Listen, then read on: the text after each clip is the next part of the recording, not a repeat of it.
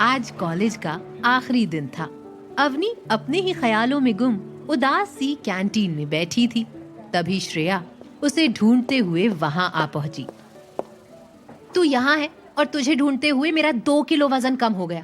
तुझे पता भी है कितनी देर से ढूंढ रही हूँ तुझे, लेकिन तुझे क्या पता है, वहाँ ऑडिटोरियम में सारे गेस्ट आ चुके हैं, सारे स्टूडेंट्स वहीं पर हैं, सिवाय तेरे।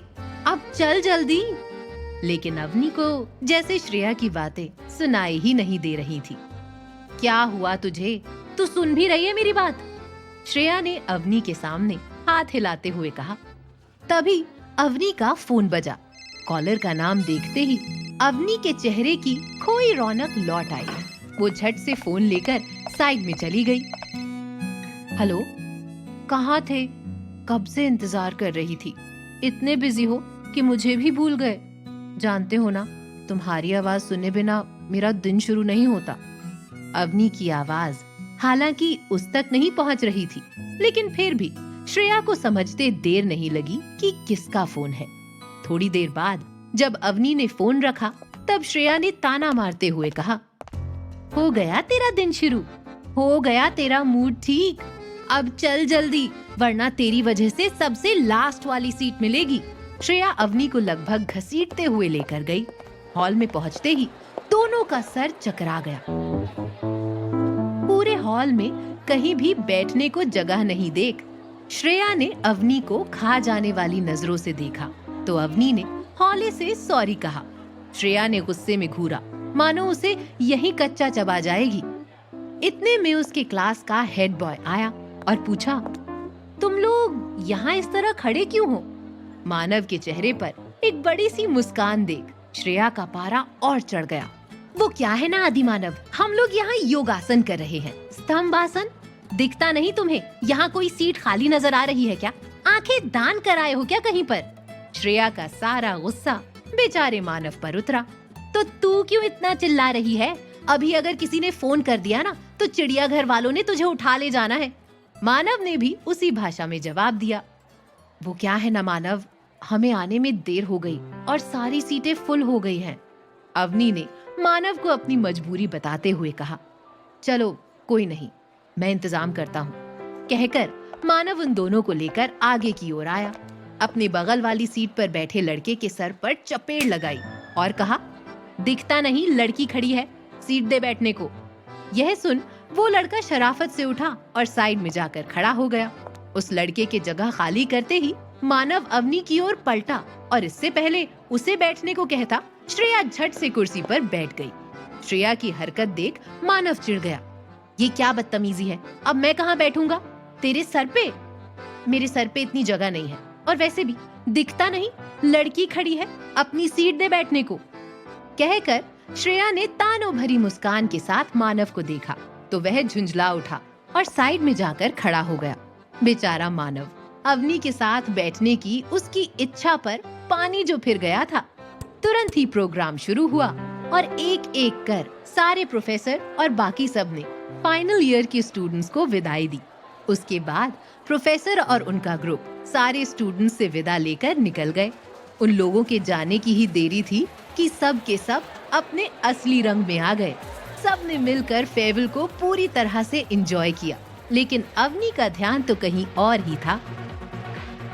वह बार बार अपने फोन में ही लगी रहती। क्या कर रही है अवनी?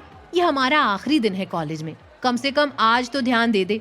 तू ना किसी दिन पागल हो जाएगी उस लक्ष्य के प्यार में। सिर्फ उसकी वजह से कोई तेरे पास नहीं आता, और अब मैं भी जा रही हूँ। कहकर श्रेया गुस्से में जाने लगी तो अवनी ने उसका हाथ पकड़ लिया। श्रेया, श्रेया, श्रेया, सॉरी यार, छोड़ ना, चल चलते हैं। वहाँ देख, सब ग्रुप फोटो ले रहे हैं। अवनी उसे खींचते हुए ले गई। सबके साथ फोटो खिंचवाने के बाद और ढेर सारी सेल्फी लेकर दोनों अपने अपने घर वापस पहुंची। आ गया मेरा बच्चा, कैसा रहा कॉलेज का आखिरी दिन? अवनी के पापा अखिल जी ने प्यार से अवनी को गले लगाते हुए पूछा। बहुत अच्छा पापा, सबने बहुत एंजॉय किया, अवनी ने चहकते हुए कहा। तो अब आगे क्या करने का इरादा है? अखिल जी ने पूछा। आगे क्या करना है? बस अब एक अच्छा सा लड़का देखकर इसके हाथ पीले करने हैं। अवनी की मम्मी कंचन जी ने चाय की ट्रे टेबल पर रखते हुए कहा। शादी की बात सुनकर अवनी घबरा गई। क्या आप भी कंचन जी, अब वो पहले वाला जमाना नहीं रहा। अब तो लड़कियों का अपने पैरों पर खड़ा होना सबसे ज्यादा जरूरी है, इसलिए पहले नौकरी फिर शादी। और वैसे भी अभी हम अपनी एक बेटी की शादी की तैयारी कर रहे हैं, दूसरी की बाद में सोचेंगे।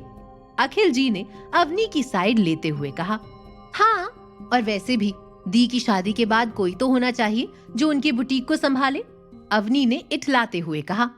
बिल्कुल भी नहीं, खबरदार जो किसी ने भी मेरे बुटीक की तरफ आंखें उठाकर भी देखा तो अगर करना है खुद के दम पर कुछ कर या फिर कोई जॉब ढूंढ, लेकिन जो भी कर खुद कर ताकि सारा क्रेडिट तुझे मिले, काव्या ने हल्के गुस्से में कहा। तो अवनी का चेहरा उतर गया।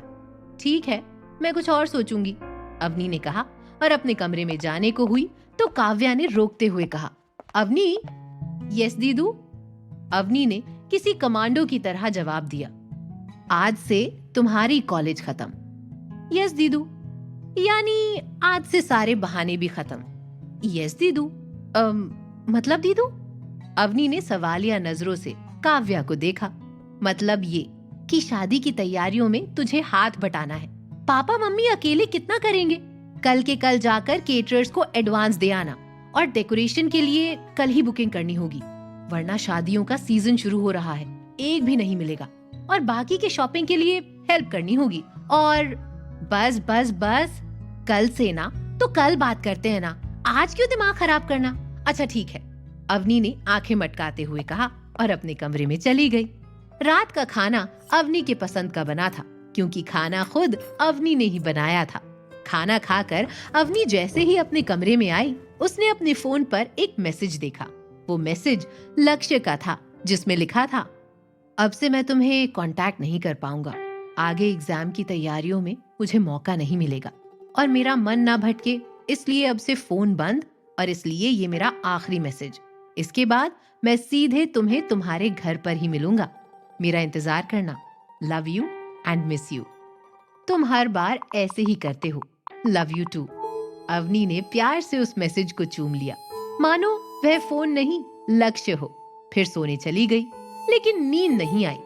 आज कॉलेज का आखिरी दिन था, वही कॉलेज जहां वो और लक्ष्य पहली बार मिले थे 3 साल पहले। उस वक्त सीनियर होने के कारण लक्ष्य ने अवनी की रैगिंग की थी। एक वो वक्त था जब उसे लक्ष्य की शक्ल भी देखना पसंद नहीं था, और एक ये वक्त है जब उसे देखे बिना या उसकी आवाज सुने बिना उसे चैन नहीं मिलता। उन ख्यालों में गुम अवनी को कब नींद आ गई पता ही नहीं चला।